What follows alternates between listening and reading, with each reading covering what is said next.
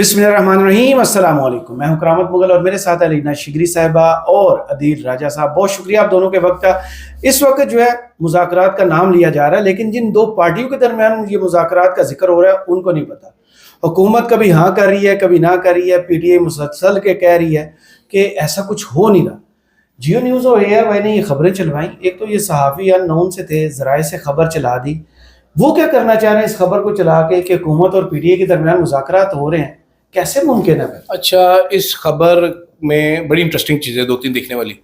Normally होता ये है, ये खबर कोई प्रेस रिलीज तो जारी नहीं हुई, ये ज़राए से खबर है, एक्सक्लूसिव खबर करके चलाई गई कि जी तहरीक इंसाफ का राब्ता हो गया, मुज़ाकरात शुरू हो गए। ज़राए से खबर चली, उसके बाद एग्जैक्ट आप वो दोनों स्क्रीनशॉट देखें, एग्जैक्ट एक ही खबर चली, जेर ज़बर पेश का कोई फ़र्क नहीं था।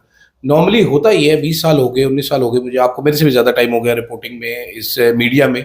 किसी सहाफ़ी के पास अगर कोई एक्सक्लूसिव खबर हो, वो अपने पियो को भी नहीं बताता। ठीक है, यहाँ पर दो चैनल्स के ऊपर खबर चल रही है, एक ही एग्जैक्ट सेम फोटोकॉपी खबर चल रही है। फिर उस खबर में इंप्रूवमेंट होती है। फिर उन्होंने कहा जी तहरीक इंसाफ अपने मुतालबात से पीछे हट गई है। उन्होंने कहा जी हमारा कोई मुतालबा, हम बेलोस हो गए, आपसे मुज़ाकरात करेंगे, वाह जी वाह जी, अनकंडीशनल हम मुज़ाकरात करेंगे, साथ हम चुमिया फ्री में देंगे आपको।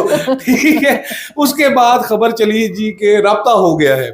उसके बाद खबर चली जी हुकूमती ज़राए ने कहा जी पेश की वो, और ये एग्जैक्ट सेम खबर एट अ टाइम हो रही थी। नॉर्मली ऐसा मैंने कभी होते हुए देखा नहीं। अगर किसी रिपोर्टर की खबर हो, रिपोर्टर मरने मारने पर उतर आते हैं अगर खबर चोरी हो जाए उनकी। और वो ऐसे चैनल जिनकी क्लैश बहुत ज्यादा है, दोनों आपस में लड़ते रहे। एक में 10 साल में काम करता रहा हूं, तो आई नो दोनों चैनल्स में कितनी मोहब्बत है। ठीक है, आई एग्जैक्टली नो ये खबर भी कैसे चली है। ठीक है, ऐसे ये आजकल ना एक 2-2.5 साल से एक नई टर्म आई है, वो है व्हाट्सएप रिपोर्टिंग जी। ठीक है, कुछ हमारे पास ऐसे अजीम एंकर्स मौजूद हैं, अजीम रिपोर्टर्स मौजूद हैं, उनको व्हाट्सएप कोई खबर कर दो, वो एज इट इज ठोक देते हैं, ट्वीट कर देते हैं, उसको रीफ्रेज करने की भी नौबत नहीं, नुक्ते भी नहीं चेंज करते। फिर वो सोशल मीडिया वाले बड़े फनकार है, वो पकड़ लेते थे, फिर वो सारों की वो खबरें जोड़ देते थे एकदम। फिर उन्होंने कहा नहीं, 2 लाइनें करके किया करो, पागलो सारे बेइज्जती कराते हो। ट्वीट से इस तरह के आते थे। हाँ, तो ये उस तरह की खबर थी। अभी तक कोई मुज़ाकरात की कहानी नजर नहीं आ रही, अभी तक कोई ऐसी सिचुएशन नज़र नहीं आ रही। मेरा नहीं ख्याल कि अभी फ़िलहाल ये तहरीक इंसाफ से मुज़ाकरात करना चाहते हैं। जो कल की खबर थी जनरल फैज़ वाली, मेरा ख्याल है तहरीक इंसाफ को मज़ीद दबाना चाह रहे हैं ताकि एक बेहतरीन पोजीशन ऑफ स्ट्रेंथ से मुज़ाकरात करें और कुछ चीज़ें जो मनवानी है वो हम मनवा लें, जो इमरान खान से गारंटीज़ लेनी है वो लेने में कामयाब हो जाए। सही।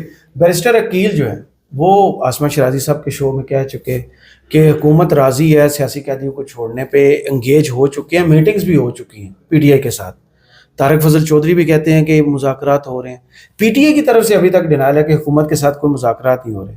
रऊफ हसन साहब हैं, वो अलग लाइन लेके बैठे हुए हैं, वो तस्दीक कर रहे हैं पीटीआई और एस्टेब्लिशमेंट के दरमियान एंगेजमेंट हो रही है। ये हो क्या रहा है, ये करना क्या चाह रहे हैं? मेरे ख्याल से जिस तरह से अभी शेर अफजल मरवत साहब भी मेरे प्रोग्राम में कह रहे थे कि, और मेरा सवाल ही बुनियादी ये था कि जब उमर अयूब साहब कहते हैं कि आप इंसान हो या फरिश्ते हो, हम मुज़ाकरात के लिए तैयार है, तो इंसानों से तो मुराद है ऑब्वियसली ये हुकूमती तबका और सर्कल जो है जिससे वो ख्वाहिशमंद है।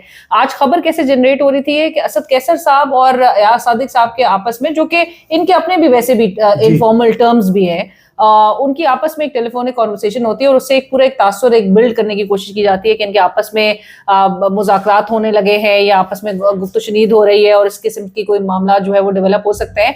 पाकिस्तान तहरीक इंसाफ मेरे ख्याल से और इमरान खान साहब अगरचे एक चीज पे तो बहुत क्लियर है, बहुत क्लैरिटी है, मुज़ाकरात और कन्विंस करना है। जहां पर आपको याद होगा बैरिस्टर गौहर साहब ने भी कहा कि धूल जो है वो 9 मई की धूल जो है उसको बिठाना है, उसको सेटल करना है। वो धूल कौन बिठाएगा? अब ये तो लोग हैं जिनके हवाले से जो खबर चलाई जा रही है, ये इनके पास तो इख्तियार नहीं है, इनके हाथ में कुछ भी नहीं है, तो ये तो धूल बिठाने के बिल्कुल काबिल नहीं है। बयानियां भी सिर्फ ये इनके पास एग्जैक्टली इनके पास बयानियां, सारा चीज। अभी जनरल फैज हमीद की जो कह रहे हैं कि मुमकिन है उनका कोई अगर बयान होगा, उनकी गवाही होगी, तो सारा इनसार ही पूरी हुकूमत कब उस चीज पे नजर आ रहा है एग्जैक्टली कि पूरे और सारा इनसार उस चीज पे होगा कि इमरान खान साहब के खिलाफ जो नाकाबिले तरदीद जो शवाहिद की हम बात सुनते थे, उसमें से अब निकल ये रहा है कि 4 माह के बाद आपने एक चार्जशीट की है, जो कि मेरे ख्याल से ये समरी ट्रायल होता है वैसे भी कोर्ट मार्शल, उसमें 4 हफ्ते के अंदर ही ये कन्विक्शन और ये तमाम चीजें जो है वो मंजर आम पर आ जानी चाहिए थी, बट उसमें 4 माह लगा और हुकूमत का पूरा इनसार इस चीज पे नजर आ रहा है। सो पाकिस्तान तहरीक साहब इस बात पे तो क्लियर है कि डस्ट सेटल जो है अब वो इनको ही कन्विंस, जो जिनके पास अख्तियार है उन्हीं को कन्विंस करके डस्ट सेटल होगी।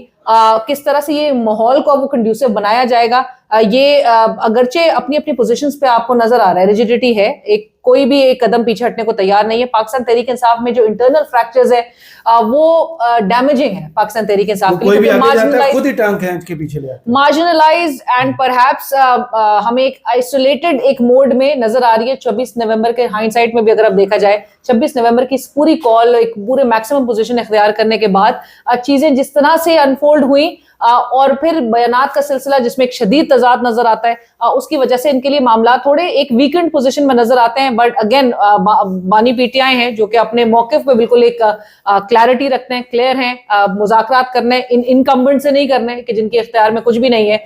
मामला तो होंगे, अगर तय मुज़ाकरात होंगे तो उन्हीं से होंगे जिनके पास इख्तियार। सही, मेरा ख्याल है कि सवाल कर लो। चल कर ले। अब सारे बातें कर रहे हैं कि ये जो फैज़ हमीद साहब हैं, उनका चार्जशीट हुए हैं, सारे के सारे सोचे बगैर लाइन दे रहे हैं कि बानी पीटीआई को इमरान खान को मिलिट्री कोर्ट में लेके जाना। ये क्यों? माजी में तो ये सारे मिलते रहे हैं, रजीम चेंज में ये खुद एतराफ़ कर चुके। ख्वाजा आसिफ का इनके शो में वो पड़ा हुआ क्लिप अभी भी रिकॉर्ड पे है कि भाईजान हम छुप छुप के मिलते रहे हैं, जनरल एजाज के घर पे मिलते रहे हैं, ऑफर की गई है, हाँ, पहले पंजाब फिर सेंटर। तो ये खुद कितना फंसते हैं इसमें?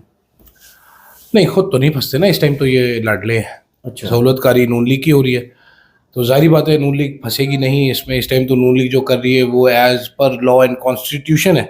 अच्छा। ये तो अगर कोई बंदा नून लीग को मुश्किल में डालने की कोशिश करेगा तो वो फंसेगा कि जी आपने सियासत करने की कोशिश की नून लीग से। So this is a sad situation. आपको याद होगा 3-4 साल पहले बताते थे कि जी नवाज शरीफ के नाम पे कांटा लग गया, मरियम नवाज के नाम पे कांटा लग गया, जरदारी पे तो बड़ा वाला कांटा लग गया। आज ये पाकिस्तान के शानदार मुस्तकबिल की जमानत है, ये 3-4 नाम। आज वो कहते हैं सबसे हिट जोड़ी जो है वो जरदारी जो है प्रेसिडेंट है, सेंटर में शहबाज है, पंजाब में मरियम है, तो बल्ले बल्ले वो पता नहीं चाइना में फिर रही हैं, किन शी जिनपियों से मिल रही हैं जिनको महल्ले में कोई नहीं जानता उनके, पता नहीं वो कोई एक गली का काउंसलर है, किसने 2 नालियों का काउंसलर है, किसी का वो बलियों का कारोबार है, पता नहीं किधर हवावे से फिर रही हैं जी। हवावे ने हमारे साथ MOU साइन कर दिया, it's a bloody private company, वो साइन करेगी, अमेरिका ने उसको बैन किया, वो तो बिजनेस अपना बेचना चाहते हैं। बिल्कुल। चाइना की गवर्नमेंट, आपको क्या कोई गवर्नमेंट का कोई बंदा मिला है आपसे? कभी किसी पार्टी के फंक्शन में पहुंच जाते हैं, कभी उनका म्यूजियम देखने चले जाते हैं, कभी क्या देखने चले जाते हैं। ये इनके हालात हुए हुए इस टाइम पे। जो इंपॉर्टेंट चीज़ है ना, इंपॉर्टेंट चीज़ तरीके इंसाफ की ब्रूज्ड एंड बैटर्ड पोजीशन से हटकर वो है कि इमरान खान क्या करता है। जी, डिपेंड करता है इमरान खान के ऊपर। इस टाइम सिचुएशन तरीके इंसाफ की ये बनी हुई है, लीडरशिप जो मर्जी करती रहे, कारकुनान उसको मानने के लिए तैयार नहीं है। उसके अपने कारकुनान में तरीके इंसाफ की लीडरशिप टूट रही है, कारकुनान नहीं टूट रहा। तरीके इंसाफ की लीडरशिप तो 8 फरवरी के इलेक्शन में नहीं लड़ी थी, ये तो सोशल मीडिया नहीं है, उसके वर्करों ने लड़ा था, वोटरों ने लड़ा था इलेक्शन। किधर शेख वकास अकरम ने कौन सी कैंपेन की थी? किसी ने कोई नहीं की। शेर अफजल मरवत ने क्या कैंपेन की थी? 1 रुपया नहीं लगाया किसी ने। ये सब पहले बैठ के सोशल मीडिया पे कहते थे मेरे तवे को वोट दे दो, कोई कहता था मेरे बेलने को वोट दे दो, वो भी लोगों ने कि सोशल मीडिया टीम ने एग्जैक्टली ना। तो वो वर्कर्स जब तक नहीं टूटेंगे, आप जरा इमरान खान का 342 का बयान पढ़ लें, क्वेश्चन नंबर 76 का जवाब पढ़े तो आपको इमरान खान की पोजीशन बड़ी क्लियर हो जाएगी। ठीक है, पर चला आपको पूरे बयान अपने व्यूअर्स को सबको पढ़ के सुनाए, एक एक लफ्ज पे स्ट्रेस करके पढ़ के सुनाए कि इमरान खान ने क्या लिखा है। हमारी मुलाकात भी ना बहुत अच्छे हैं आप। लेकिन ये बात आई एग्री, इमरान खान साहब इस वक्त पाकिस्तान तहरीक इंसाफ में इमरान खान साहब है और उनका एक सपोर्ट बेस है। बीच वाला गैप, बीच का leadership, there is no leadership, वो डिस्क्रेडिट हो चुकी है और अपने पूरी इस वक्त जो किरदार है उसकी वजह से, अपने पूरी हरकतों की वजह से मेरे ख्याल से डिस्क्रेडिट हुई है। पंजाब में तो वैसी जो असल बैटल फील्ड है वहां पर तो वैसी जीरो हमें नजर आ रही थी इतने काफी अरसे से, जो कि आपने देखा एक सिनारियो के केपी से वो सारी क़यादत को जो है वो पंजाब में वाले लगाया। भी केपी जाते हैं, केपी से फिर एग्जैक्टली बल्ले तो सिर्फ बंदे की तो करने राइट। लेकिन अलमिया यही है कि इमरान खान साहब जिनको एक्सेस नहीं है अपने सपोर्टर्स तक की, और सपोर्टर्स उनके बिल्कुल एक इंटैक्ट है और दे वांट कि जी उनकी जल्द अज जल्द रिलीज हो। उसके लिए सपोर्टर को जब भी कॉल इमरान खान ने दी है वो बाहर निकले, सड़कों का रुख किया है। चाहे लीडरशिप ने जितनी बार भी उनको मायूस किया और जितनी बार डिसअपॉइंट किया हो, लेकिन इमरान खान साहब अगेन इमरान खान तक जिनको एक्सेस है लीडरशिप को, इमरान खान को उन पर एतमाद नहीं है। सो ये कितनी अजीब सी एक सिचुएशन है पाकिस्तान तहरीक इंसाफ। इमरान अभी हालात ये है कि इमरान खान अभी कल अलीमा खान आगे कहते हैं, इमरान खान ने कहा है भाईजान 30 दिसंबर को हमने दोबारा डीचो करना है, वो कारकुनान तैयार हो जाएगा। अच्छा, अभी ये जो जनरल फैज हमीद की बात कर रहे थे, मुझे वो गड्ढापुर साहब की संजानी वाली तकरीर याद आ गई। जी जी मैंने इसको डीजीसी बनाया, मैंने प्रमोट किया, मैंने जर्नैल बनाया, हमने कराया, तुम्हारा बाबा है, तुम संभालो। अच्छे काम करे तो तुम्हारा है, बुरे काम करे तो हमारे। वो कहा कि मेरे घर में मेरा भाई और मेरा बाप भी फौजी है, मैंने तो ये मतलब ये है कि अभी जो डरा रहे हैं कोर्ट मार्शल से, इससे डरा रहे हैं गवर्नमेंट की। आज इसाक साहब की जो पार्लियामेंट में स्पीच मैं है, आता हूँ उसकी तरफ। हाँ, तो गवर्नमेंट की पोजीशन इस टाइम ठीक ठाक खराब है मिलिट्री ट्रायल के हवाले से, इंटरनेशनली इतना सोखा नहीं होगा। और ये इससे आप कनेक्ट कीजिएगा, ये जो अमीनुद्दीन साहब जो अदालत लगा के बैठे ना, ये बड़ा गहरा ताल्लुक वो भी है डर गए हैं, उन्हें हुकूमत को भी डराया। बताएं, आज फैसल वावड़ा ने एक अजीबोगरीब सा उनका बयान जो है वो बहुत वायरल है, आपकी नजर से गुजरा होगा। Unfortunate, below the belt. Below the belt, आप कह रहे हैं कि एक मर्द अपनी बीवी को तलाक दे दे, उसकी जान से उसको खतरा है, और उस मर्द को नहीं पता। ये कौन से ड्रामे देख रहे हैं फैसल वावड़ा साहब? बीवी से खतरा है, इतना सस्ता नशा क्यों करते हैं? I think- नहीं पता बीवी से खतरा। आई थिंक फैसल वावड़ा साहब की तरजीह इस बात पर होती है कि वो कुछ भी ऐसी बात करें, उनको ऐसा लगता है कि वो बड़ा रेलेवेंट रहने के लिए इस किस्म बड़े के लायक आदमी, बड़े लायक आदमी दिन है। में अदीद साहब ने कहा था कि वो सियासतदानों के ने चाहत फतेह अली खान। फैसल वावड़ा साहब को बहरहाल इस किस्म की गुफ्तगू करने की आदत है। उनका एक बयान काफी, बल्कि एक दो रोज पहले ही मैंने देखा, वो अखबार की बड़ी सुर्खी बनी हुई थी कि फैसल वावड़ा साहब कहते हैं कि neither I am tasked by the establishment nor I am working for the establishment. तो मैंने कहा कि उनकी पूरी सियासत जो है, या उनका पूरा करियर जो है, वो इसी पेंडुलम के बीच में, पेंडुलम की तरह जो है वो स्विंग कर रहा है कि ना उनको ये काम सौंपा जा रहा है, ना वो उनके लिए काम कर रहे हैं। सो बहरहाल वो बहुत अपने आप को एक जो है रेलेवेंट बनाने के लिए वो बहुत तगदो कर रहे होते हैं। आज वो गौर खान साहब से आज वो मुलाकात, हाँ जी, वो मुलाकात कर रहे थे। उन्होंने कहा मेरे भाई को ज्यादा मुश्किल में मत डाला करो। लेकिन इस किस्म की बिलो द बेल्ट गुफ्तगू करना, शेर अफजल मरवत साहब ने उसका जवाब जो है वो मेरे प्रोग्राम में ही, बल्कि मैंने जब उनसे पूछा कि मैंने कहा ये क्या हासिल करना चाह रहे हैं इस किस्म की गुफ्तगू करके, बुशरा बीबी को टारगेट करके एक नया बयानिया बनाने की कोशिश की जा रही है। और इमरान खान से ज्यादा शाह के वफादार, वो जो वाली बात है, वो जी इमरान खान साहब के दर्द का जो है इनसे ज्यादा तो किसी को एहसास ही नहीं है फैसल वावड़ा साहब से। तो शेर अफजल मरवत साहब ने कहा, शेर अफजल मरवत साहब ने कहा, एक तकरीर में मुनाफिकों की तारीफ बताई थी ना, उनका नाम लिया, फैसल वावड़ा का नाम लेके मुनाफिक कह रही, मतलब ये मल्लिका वो बदमाश बना हुआ है जिसको आज तक किसी ने कुछ कहा नहीं है। किसी को एक बंदा टक्कर जाना है।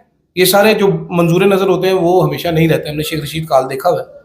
तो 1-1.5 साल की और की कहानी है। वाड़ा साहब को कितने 20 दसों होंगे लग पता जाएगा, कोई इतना ज्यादा सीरियस लेने की जरूरत भी नहीं है। वावड़ा साहब हो या तलाल चौधरी साहब हो, वो तलाल चौधरी साहब भी आज गुफ्तगू कर रहे थे जी, जादू जी।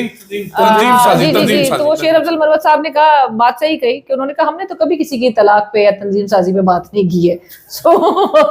सो ये लोगों की खवातीन, आई थिंक खवातीन जो है ना वो बड़ी सॉफ्ट टारगेट, बहुत इजी टारगेट होता है ना, मतलब आपके लिए। आप देखें वहां तो इमरान खान ने एक स्टेटमेंट दी थी कि आपका शोहर बुरा न मना जाए, मातम शुरू हो गया था। हमारी एंकरें निकल आई थी, फिर जी मुझे भी बोला गया था, बड़े हमारे कोलीग्स ने बोला था कि जी आप नहीं अगर उन्होंने ऐसा किया है या तो फिर ये बात जब इमरान खान साहब ने जब गुफ्तगू की थी बड़े जलसे में, तो फिर बोला गया कि जी नहीं अगर पुरानी बात को नहीं, आज की हम बात तक जो है वो महदूद रहे। तो मैंने कहा आइसोलेशन में आप नहीं देख सकते किसी भी इवेंट को, आप आइसोलेशन में नहीं देख सकते। इवेंट को जो एक खातून लीड कर रही थी, जो एंकरों के मुनाफिक आला है, उन्होंने आज किसी से रब्ता किया कि जी एक औरत को तलाक करवाने की बातें टीवी चैनल्स पर हो रही हैं, तो हमें कंडेम करना चाहिए कि उसने किया कुछ नहीं। उनमें से तो कोई गया भी नहीं कि इमरान खान की तस्वीर नहीं चलती, तकरीर पर पाबंदी नहीं लगती। वहाँ सोना का टोला चला गया था इस्लामाबाद हाई कोर्ट में। मेरे ख्याल से बहुत अनफॉर्चुनेट है। और जब अगर इमरान खान सरकारी पैसों से हज नहीं करवाता, अच्छा, और अगर तलाल चौधरी साहब भी, मतलब उनकी तो एक लीडर ही खातून है जी, तो और खातून लीडर होने के बावजूद अगर वो इस किस्म की गुफ्तगू कर रहे हैं किसी खातून के लिए, तो मेरे ख्याल से ये बैकफायर करता है कल को। सबसे नापसंदीदा अमल है, कुरान में इसका जिक्र किया गया। अब आ जाए इसाक डार साहब की तरफ, जो सबसे अहम, ख्वाजा असद साहब बोले, उन्होंने कहा कि उनकी गाड़ी के अंदर से फायर हुए हैं। अब ये आ गए कि हवाई फायर हुए हैं। अब ये ऐसा ऐसा किस तरफ जा रहे हैं कि फायर हुए हैं, सीधे हुए हैं, नहीं हुए? कहानी शुरू हुई 26 मई की रात को, जब फुटेजेस आना शुरू हुई कि लोग 26 नवंबर जब लोग एक तो मई मथे लग गए ना, तो नौसत ही जान नहीं छोड़ती। हमारा सारा साल महीना मई, हाँ, हमारे हर साल हर महीना मई गुजर रहा होता है। हमने इतना मनाया है वो जान ही नहीं छोड़ा। वो अंडरपास से जो लोग भागते हुए आ रहे हैं, पीछे फायरिंग की आवाज़ है। उससे पहले सारे लोग, सारे जर्नलिस्ट रिपोर्टर देखते रहे, एक दिन पहले फायरिंग होती रही है, खून से भरे हुए लोग ट्रैवल करते रहे हैं, गाड़ियों में लेके जाते रहे, सबको पता है क्या हुआ। तो ये जब इन्होंने फायरिंग कर दी, बंदे मार दिए, उसके बाद अता तारड़ साहब और मोहसिन नकवी साहब, ये दो आगे के भाईजान फायरिंग तो हुई नहीं, पहला स्टेटमेंट ये थी। उसके बाद ख्वाजा आसिफ साहब मंजर आम पर आए, उन्होंने कहा नहीं अली मीर के गार्डों ने फायरिंग की है। आज हमारे जो डिप्टी प्राइम मिनिस्टर साहब हैं, जो समदी आला हैं इस मुल्क के, वो फॉरेन मिनिस्टर हैं, उन्होंने कहा है कि जी देखिए हमें जो ब्रीफिंग दी गई, वर्ड बड़ा इंपॉर्टेंट, इसहाक डार से पुराने आदमी ना, समझदार है, वो फैसल वाडे नहीं है। उन्होंने कहा जी हमें जो ब्रीफिंग दी गई है तो हमें बताया गया है कि हवाई फायरिंग की गई। आप उनके वर्ड्स गौर कीजिएगा, उन्होंने बड़े स्पेसिफिक टर्मिनोलॉजीज यूज़ किया। हवाई फायरिंग यूज़ की जिसकी वजह से भगदड़ मरी एंड मैस क्रिएट हुआ। ये वर्ड मैस क्रिएट हुआ, ये आप याद रखिएगा। हवाई फायरिंग वाली गोली आके वापस, ये वही है जिनने सबसे पहले वो एम्बेसडर्स को ब्रीफिंग दी थी। जी एम्बेसडर को ब्रीफिंग दी थी। अच्छा वो भी अब आज मुंह से निकल गया, बैकफायर हो गई थी। नहीं बैकफायर तो वो तो उस टाइम पे तो बैकफायर हुई, तो आज क्या बोला उन्होंने? उन्होंने बोला मेरे से एम्बेसडर्स पूछ रहे हैं। मैंने कहा जी हम तहकीकात करेंगे। तो तहरीक इंसाफ का जो इंटरनेशनल प्रेशर है, अगर यहाँ की लीडरशिप थोड़ा कोई ना 10% करेज दिखाए, 10% ज़्यादा नहीं, ये मुकदमे की दरखास्तें दें, ये इस इशू को उठाएं, ज़रा बेहतर तरीके से उठाएं, because they are backing off, ये डरते हैं। ठीक है, इन सबसे बेहतर वो अकेली हलीमा खान है जो ये इशू उठाती है। सही। तो ये हुकूमत, मेरा ख्याल है, मेरी आज इसहाक डार की मुझे इन्फॉर्मेशन नहीं, मेरी इसहाक डार की जो ये आज की तकरीर है उससे मेरी रीडिंग है कि the government is in trouble over this. Right. ठीक है, आप अपने शहरियों को गोली मारी है, आपने सोशल कॉन्ट्रैक्ट तोड़ा है, एक आपने जिस टैक्स के पैसों से दुश्मन की हिफाजत के लिए बंदूकें लेके दी थी, वो आपने अवाम के गोलियां मारी हैं उससे। दिस विल बैकफायर सूनर और लेटर। अभी तहरीक इंसाफ ने आज क्लेम किया कि total of 14 people now we can confirm ना, पहले 12 थे, उन्होंने कहा 13 हुए, अभी एक जो इंजर्ड था ही वाज आल्सो डाइड। ठीक है, और वो सारे हैं अभी जो इस्लामाबाद में था। तारिक साहब के लिए इतना मुश्किल तो नहीं है, मोहसिन नकवी साहब के लिए वो अनीस शहजाद सत्ती नजदीक ही है, 15-20 मिनट लगेंगे आपको जाने में। खानवासी साहब चले गए शायद इस्लामाबाद पुलिस चली गई, इस्लामाबाद पुलिस चली गई वहां पर। वो क्या करने गए थे जी? अगर कोई बंदा मरा ही नहीं, गोली चली नहीं तो। सही। क्या पीटीआई अपने शोहदा का, अपने जख्मियों का केस सही लड़ रहे हैं, मिसिंग पर्सन्स का कह रहे हैं?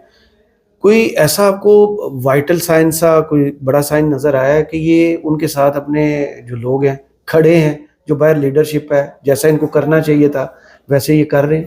देखिए इनिशियली तो जिस तरह से अब्रप्ट आपको नजर आ रहा था कि नंबर 278 का नंबर फिगर जो है वो कोट किया जा रहा था, इस मामले में बड़े मोहतात तरीके से, बड़े केयरफुली ट्रेड करने की मेरे ख्याल से जरूरत भी है।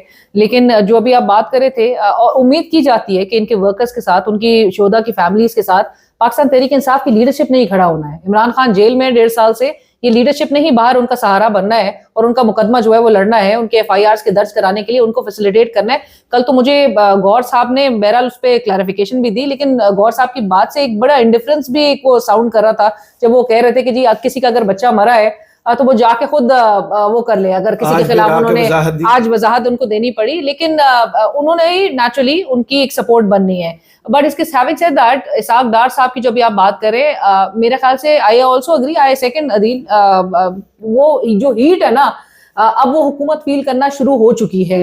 आज इसहाक डार साहब की जब सेनेट में वो इज़हार ख्याल कर रहे थे, उसमें आपने एक ये भी गुफ्तगू उनकी सुनी होगी कि जब वो कह रहे थे कि बाहर ममालिक में पाकिस्तान तहरीक इंसाफ जब लॉबिंग और जिस किस्म के काम कर रही है और जिस तरह से इस पूरे मामले को दबने नहीं दे रही, पाकिस्तान में तो बहुत आसान है ना फैक्ट्स को सप्रेस करना। आप कभी मौलाना साहब वाला इशू उठा दें, आप कभी कौमी हुकूमत वाली बाज़गश जो है वो सुनाई देती है, हर कोई उसके पीछे लग जाता है।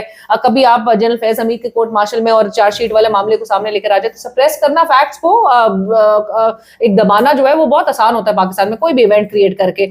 लेकिन बाहर ममालिक में पाकिस्तान तहरीक इंसाफ जितनी फोकस नजर आ रही है, जिस तरह से प्रेस कॉन्फ्रेंस, बाकायदा तौर पे सेमिनार्स उस किस्म के अरेंजमेंट करके लोगों में अवेयरनेस क्रिएट की जा रही है कि ये मैसेकर हुआ है, एक बड़ी तादाद में लोगों को मारा गया है। हाई हैंडेडनेस स्टेट की इंतजामिया ने जिस तरह से ब्रूटली लोगों पे, निहत्ते शहरियों पे, अनआर्म्ड लोगों पे, प्रोटेस्टर्स पे, उनको एक तो उनका हक छीना और ऊपर से उन पे ऊपर मजालिम ढाए। इसहाक डार साहब ने जो इंटरेस्टिंगली बोला, उन्होंने कहा आप तस्वीर, सरबराहान की तस्वीर चला के आप एक मुल्क की जग हसाई करेंगे, दैट मीन्स कि इनको डर इस बात का है कि जो लोग उनको फियर है ना कि जो लोग इन्वॉल्व हैं इस चीज में, इस पूरे मैसेकर के पीछे, उनकी जग हसाई होगी, उनकी बदनामी होगी, उनका नाम, उनकी तशहीर होगी, उनकी तस्वीर चलाए जाएंगे, जो कि ऑब्वियसली ठीक है, हम भी कंडेम करते हैं, लेकिन आप हकायक को मंजर आम पर आने दें, आप तहकीकात करवाएं, आप सच बोलें। एग्जैक्टली सही। आपने कुछ बोला? अच्छा, बहुत शुक्रिया लीना आपके वक्त का और अदील आपके वक्त का। कमेंट सेक्शन में ज़रूर बताइएगा ये वीडियो आपको कैसी लगी। इजाज़त दीजिए। अल्लाह हाफिज़।